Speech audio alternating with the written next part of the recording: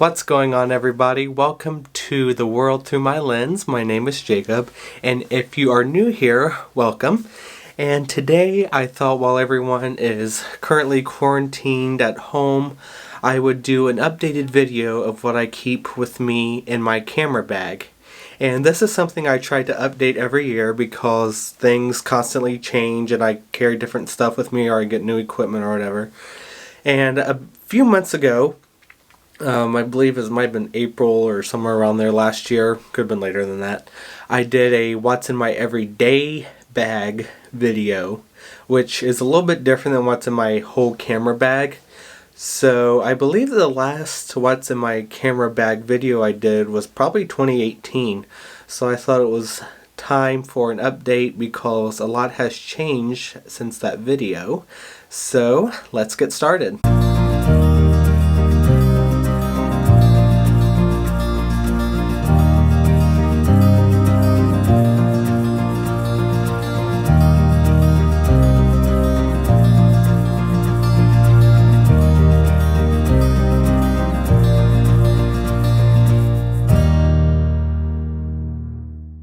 So first, let's start with what tripod I use, and I decided to go with the Manfrotto Element tripod. And the reason I bought this one is because of the small form factor for when I travel. I do know there are some tripods that are a lot smaller than this and a lot easier to travel with, such as Peak Design's new travel tripod, which is super small. But I could not justify spending that kind of money when something like this works perfectly for me. And I've had this for a few months now, and I have been very happy with it. And even though it has a pretty small form factor, it can extend up to a little over 64 inches, which is the perfect height for me. I've never had to extend it to its full height, and even though there are some tripods that can go higher than that, I just personally do not need something that goes any taller than 64 inches. And then being a mirrorless shooter, I also didn't need a big tripod that could support a lot of weight. And this one can actually hold up to 17 pounds, which is perfect for me and what I will be doing. So I really don't need anything bigger than this. And so far, this has been a really nice tripod for me, and I highly recommend it. So my camera bag of choice is the Peak Design Everyday Backpack. This is the version 1. And I've had this for about 2 months now, and with everything that's been going on lately, I've not had a lot of time to get out and use it. But what short amount of time I've had the bag, I really love this bag. And I do know they have the version 2 out now, but I could not justify spending the extra money when there was not that many changes that had been made. And so I just decided to go with the version 1, and I actually was trying to decide between two different bags. It was either going to be this one or the Low Pro Tactic. But I have a friend who has this bag, and he bought it when it was released. And he absolutely loves the bag. I've seen it, I've messed with it, and I love it as well. There's just so much you can do with it. You can either keep it as a camera bag, it can be configured for other things. Some people like to use it as an everyday bag or as a gym bag. So there's really no limits to what you can do with this bag. But the main purpose of it is a camera backpack. And so a few of the features that I really like is it does not have your typical zip and unzip back flap, as I'm sure a lot of you know. Instead it has, they call them like the butterfly zips or something along those lines. Forgive me, I don't remember off the top of my head. And then you just access all of your gear on the inside. Here, let me zoom out just a little bit. And as you can see, you have all these different compartments. You can configure it to whatever way you want. Right now I usually keep my 70 to 300 right here, but that's currently on another camera body, which you'll see in just a minute. But I just really love this bag. It's really good quality. It has some theft deterrent features on it, such as, I don't know if you can see them on here or not, but these little loops that you can put the zipper through, and so if someone comes up and tries to unzip it, they can't get past a certain point because the zipper is looped through a loop on the bag, which again is a very nice feature and one that I really like. Another thing I really like is it does have a waist strap and a chest strap, but they both pretty much stay out of your way. The the waist strap just kind of tucks inside the little side pocket here, and you can pull it out when you need it. And when you don't want to use it, you can just shove it back in, which is really nice. And then the chest strap is just this little piece of material right here connected with these two hooks. And if you don't have any plans on using it, you can actually just take it right off, and there you don't have any extra straps or anything to get tangled up and get in your way, because that is something I had a lot of issues with my old bag, and one thing that drove me crazy, and that was another reason that I bought this bag. Another nice thing that I really like about this bag is it has these magnetic side pockets. Now down the very bottom you do have your waist strap, since it gets stored in the side there, but these can really expand out and hold a lot. You have no issues getting a water bottle in here. I can put some of my legs of my tripod down in there and strap it to the outside. So there's really a lot of play in there. As you can see, you have a little elastic strap right there that lets you get some movement in there. And then you do have this little leash on the side that comes with one of the Pink Design anchors, and that's actually connected to my Think Tank Pixel Pocket Rocket, which holds all of my spare SD cards. As you can see, I don't have too many in there right now, but I am planning on getting some more cards eventually. But I just keep that on that little lanyard, and if I ever want to take it off, it's just real quick to take it off, and you can just carry that in your pocket, put it in another bag. It just makes it real easy and accessible. So I'll go ahead and shove that back in there. And the last feature I really like about the outside of this bag is there's like a little hidden compartment right in here, and it's held closed with a magnet. And so if you pull up, there's actually straps down in there. You can see there's another one in there somewhere. There we go. And so you can actually do quite a few different things with these. You can pull them up to the top of the bag, and you can have a strap for big items on the outside, such as if you have a larger drone such as the DJI Phantom, or if you are going on a hike and you want to put like a blanket or something on the outside, you can do that. But there's just tons of different ways you can configure those. I'm not going to go through it all just because there's tons of videos on YouTube about the features of this bag. So I'm just telling you some of the reasons that I decided to go with this bag and why it works for me. Another thing I like about this bag is a little access here. So again, it is for theft deterrent.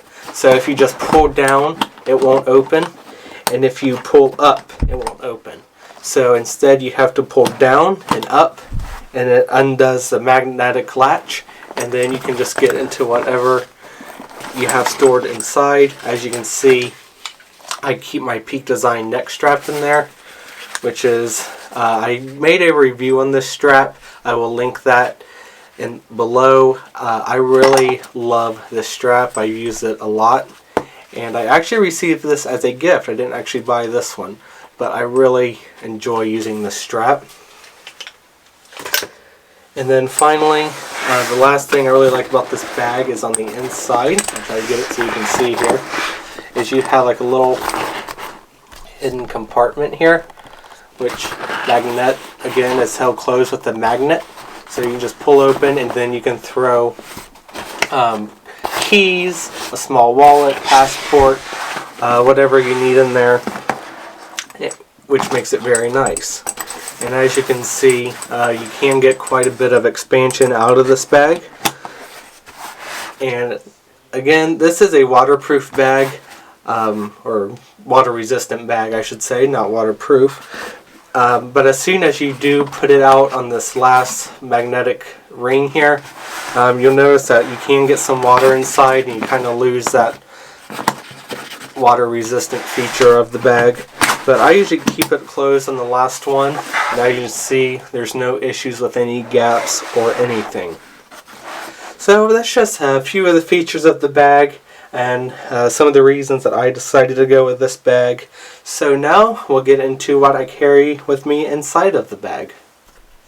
So let's go ahead and get started with what I carry with me inside of the bag. And so we'll start with the compartment that's closest to us. So I'll just go ahead and flip this around so you will be able to see it just a little bit better. So we'll undo the zipper here.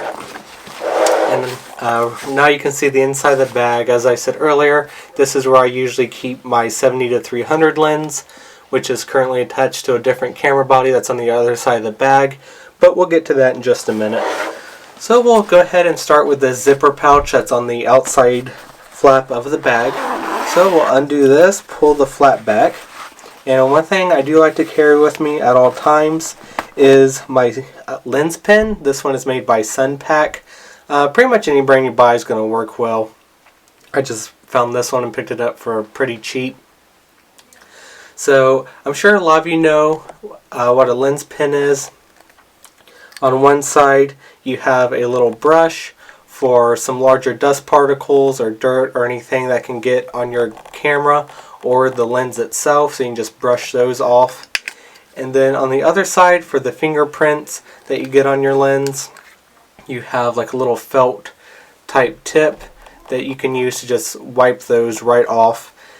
And so this is a little handy tool I like to keep with me at all times because I tend to accidentally touch my lenses a lot, and so I need to clean them off a lot. So the next thing we have in here is the filter, the neutral density filter for my 10-22, which I have on this camera right now. So this is actually a variable ND filter. So if you just turn the dial, you'll get a little bit darker. Turn it the opposite way, you get a little bit lighter. Just depends on how much you need or don't need. And then I also keep the cloth in there that came with it to clean it off as well. And that's made by K&F Concept. So not exactly the fanciest neutral density filter, but it works for my needs. I don't use it a ton, but I like it, and it's pretty nice for the price.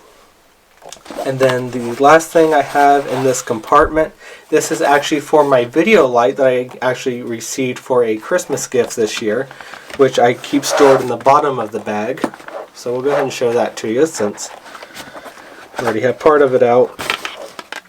So you actually have two different diffusers. You have just your normal diffuser, which you can put over the light, makes it a little bit softer. And then you also have this orange type diffuser, so if you want a little bit more warm color lighting, you can just slide that on there and you have a little bit warmer light. So this is the Neewer video light, model CN-160. Again, if I can find all of this, I will link it in the description below. So again, not the fanciest light made, but it works for what I need it for. Again, it's another thing that I don't use too often, so I didn't need a real fancy one. But it can get, if I can, and then, yeah, there we go. If I can find the dial, you can see you can go from a fairly dim amount of light, there we go, and then it can actually get pretty bright, bright enough to actually blow out the camera here. So right now it runs off AA's. You can get a battery pack for this one. I believe this runs off some of the Sony batteries. Again, I will link this below so you guys can see it. And then you also have a little button on the back that shows you how much power you have left in your battery and how much you are using. As you see, it just went down, and the brighter you make it, the less power you have. So another tool that I really like and use, but again, it's not one of those things I use very often. Below that, I keep my flash. Again, this is another product by Neewer. If some of you don't know what Neewer is, they make pretty good quality camera equipment for a fairly reasonable price. I actually own quite a bit of Neewer products. I have the flash, the video light, and then I also have a big diffuser that I use as well. That's a reflector as well. And I currently don't have that with me. I left that somewhere and I've yet to go pick it up. So I do not have that with me to show you. But again, you can kind of see the design of this bag, and you can configure it a bunch of different ways. So just folding this flap up here, we get down to the next level. And here I keep my 15 to 45 kit lens. This is the one that came with the Canon M50 when I bought it. And actually for a kit lens, I've been pretty impressed with the quality I get from this. It's certainly a lot nicer than the quality I have got from my past kit lenses I got with the Canon Rebel T2i. And so I actually use this lens quite a bit, so that stays with me where I can access it pretty easily. In the middle compartment here, I see right here we have nothing because I keep it folded down.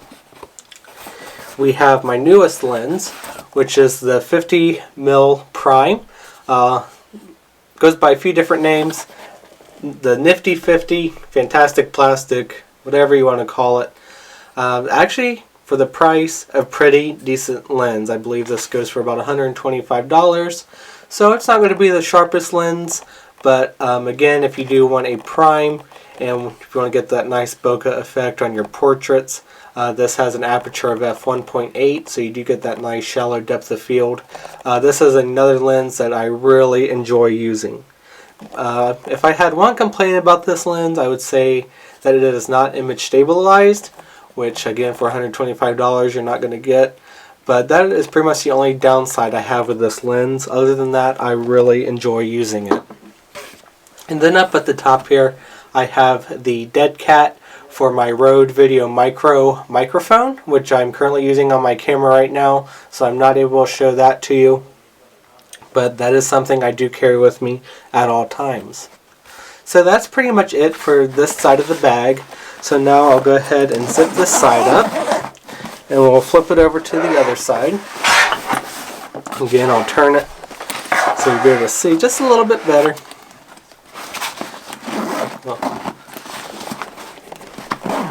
Undo the zipper here. Again, and this is my older camera.